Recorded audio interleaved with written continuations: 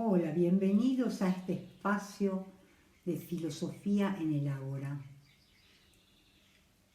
Doy comienzo ahora a una serie de encuentros en los cuales pretendo hacer un recorrido por la filosofía, comenzando con sus orígenes entre los griegos. Pero en este caso precisamente no voy a hablar tanto de filosofía, sino del mundo, el mundo griego. Ni voy a hablar de filósofos, sino de personajes, seres que pueblan un mundo, un tiempo y espacio, que cumplen ciertos roles en determinadas situaciones. Esto se plasma en el título de mi libro, Los griegos en escena, del año 2000, cuya etapa ilustra una foto del anfiteatro griego de Taormina, y donde la idea que me inspiró es que aquellos que llamamos filósofos eran en realidad personajes de un mundo, una época, una cultura. Piensen, por ejemplo, en Heráclito, llamado el Oscuro, en Sócrates, que llamaban ironista, un Platón, un Epicuro.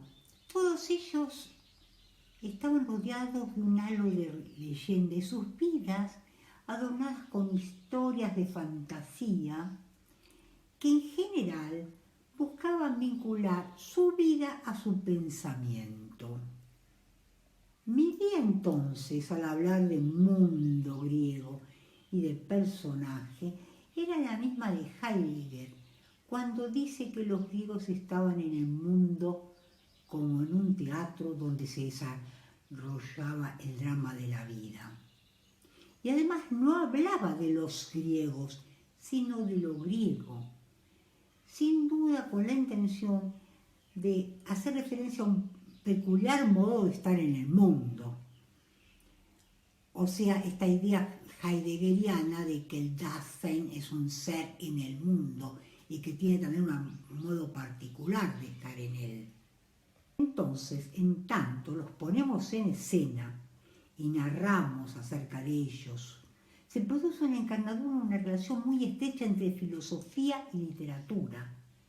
Una relación que, sin embargo, no es algo de nuestros días, sino que es una marca de origen, o sea, supone por tanto un regreso, un retorno a ese momento inicial en que surgió la filosofía. Comenzó, recordemos, en forma de poema, el poema de Parménides. La forma, Parménides la habría tomado seguramente de los poetas rapsodas, un Homero, un Hesíodo, quienes componían sus versos y los cantaban acompañándose con la lira. Así decían sus cosas acerca de historia, dioses, reyes, héroes, un poco al modo de nuestros payadores. Parménides va a hablar de cosas abstractas, el ser, la verdad, pero lo va a decir con lo que tiene en manos, y lo que tiene en manos es esa forma poética. Y así, por ejemplo, va a hablar de la llanura de la verdad y el camino de la falsedad y las doncellas de la luz. Pero ojo, que la poesía, no nos engañemos, no es el producto de una abundancia. La poesía es síntoma de una escasez. Por ejemplo, la palabra metáfora es una palabra griega, compuesta de metaforein, que significa llevar más allá. O sea, ¿qué es lo que se lleva más allá? Es la palabra, se lleva de un sentido al otro. Se lleva allí donde no hay palabra, para nombrar todavía lo no nombrado y hasta quizás lo no pensado. Recorramos entonces un poco la etimología. Poético viene de poiesis, creación, porque la escasez fuerza a crear. Y la poesía entonces es ese crear cuando no hay cómo nombrar. Y es también, en tanto nombrar, dar existencia. ¿Qué hacía, por ejemplo, Homero? Al nombrarlo, al ponerle nombres, al nacionalizar esos dioses que a veces eran extranjeros, les daba existencia. Y de ese modo dan identidad también a ese pueblo que escucha y se siente descendiente de esos dioses y héroes. Y agreguemos ahora que ese público que escucha a Homero, cosa que después vamos a ver con más detalle, era exclusivamente la nobleza o aristocracia griega. Luego del poema se pasa al diálogo, es la obra de Platón. Ahí irrumpe el género dramático. En realidad es la dialéctica, que además es un derivado del agón. El agón, un juego muy común entre los guerreros que se reunían en círculo y uno de ellos se exponía argumentando acerca de un tema, por ejemplo el reparto del botín. Y otro debía contestar, también argumentando, una especie de combate de opiniones. Esto también nos recuerda entre nosotros a las payadas. Pero con Platón lo que tenemos también es que se pasa de la oralidad a la escritura, cosa con la cual él mismo no está muy de acuerdo. Y así lo manifiesta en uno de sus diálogos, el Fedro.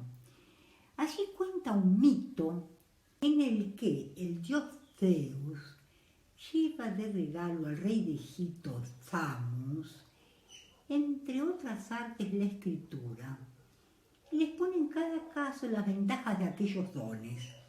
Respecto a la escritura, va a decir que preservará la memoria, a lo que el rey Thamus, que en cada caso iba haciendo comentarios, observó que muy por el contrario, ese don de la escritura contribuiría a la pérdida de la memoria, que se preservaría en cambio en el pasar de boca en boca. Y ahí Platón agrega luego, un poco más abajo, que la escritura es lenguaje muerto que no responde. Pero sin embargo con Platón no van a cambiar tanto las cosas. Si bien él introduce el diálogo, este va a estar mechado con cuentos o mitos, y no solo los consagrados por la tradición, sino otros que él mismo inventaba con fines didácticos, sobre todo para demostrar su propia doctrina. Según Colli, un helenista que ha sido uno de los que más ha remarcado esta relación entre filosofía y literatura, Platón sería quien realiza el tránsito de la oralidad a la escritura. O sea, lleva a la palabra escrita esto que decíamos recién, la dialéctica agonista, o sea, la dialéctica derivada del agón. Agón quiere decir lucha. O sea, un combate de palabras al que los griegos eran particularmente afectos. Y que venía, una tradición que venía muy de lejos. Los sabios también tenían sus debates. Y algo más. Platón traía a esta dialéctica, a este diálogo, envuelto en un cuadro narrativo, porque nunca el diálogo estaba puesto en pie sin una introducción descriptiva de las circunstancias en que se hallaban los personajes del diálogo. Para darles un ejemplo, en el banquete que hablaba, que es sobre todo el retrato del ironista de Sócrates, se cuenta que Sócrates llega al banquete con los pies sucios y que hay que lavárselos. Bueno, el estilo de Platón entonces conjuga armónicamente el género poético, dramático y narrativo. Y agrega Colli también para un público indiferenciado, aunque en realidad esto va a ser el aporte de Sócrates, porque Sócrates era un plebeyo, una persona que no sabía ni siquiera escribir, no tenemos nada escrito de Sócrates, pero sí cumpliría ese rol democratizante, vulgarizador del debate, porque para él todos pueden discutir. Él lleva el pensamiento a la plaza pública, al ágora. El ágora era la plaza pública, lugar donde se concentraban todo tipo de gente, comerciantes, labradores, charlatanes, zapateros, y a todos ellos les hablaba Sócrates sin distinción, de los temas que a ellos les interesaban. Entonces la dialéctica, que primero fuera privilegio de los sabios y también de los guerreros allá en la asamblea de los guerreros, se convierte en retórica cuando el escuchar ha sustituido al debatir y así deviene arma política y se empeña en persuadir a un público de escuchas que no hace ninguna diferencia. Sócrates habla a todos, habla a los herreros, esclavos, zapateros, y más acá de las abstracciones de los filósofos como Parménides sobre el ser uno y perfecto, o de las especulaciones sobre el cosmos, se va a debatir sobre el hombre y las acciones justas. O sea, tendrá también una intención política. Y el discurso aparece entonces como emergente de las relaciones de poder. La filosofía entonces, en esos orígenes, aparece como, no como la exposición indebatible de un saber esencial, sino como producto de fuerzas en pugna. Y en todo caso, vemos otra cosa muy importante que deriva de la oralidad, del lenguaje vivo, de la conversación, del debate. ¿Y qué hicieron después los eruditos, los académicos? Precisamente aquello que ya Platón advertía cuando contaba el viejo mito. Hicieron de la filosofía lenguaje muerto que nadie responde. Y además todo fijado bajo normas, pensamiento puro, despojado de la anécdota, o sea, de ese suelo que lo hizo nacer. Y lo peor de todo es que lo transformaron a un saber que no tiene dueño, lo transformaron en objeto para especialistas, algo cerrado, hermético, concluso. A la filosofía justamente que es pura aspiración de saber que no está segura de nada. Olvidaron, por ejemplo, lo de Sócrates, la sagrada misión de despertador de conciencia. Olvidaron también lo que decía Platón, que una vez hecha la dialéctica ascendente hacia el saber, había que regresar para realizar la paideia, la enseñanza a los otros. Y a mí entonces me mueve el deseo de traerla nuevamente aquí a la tierra, hacer la cosa del vulgo. Y hasta con cierta indefinición, porque ella no está segura de nada.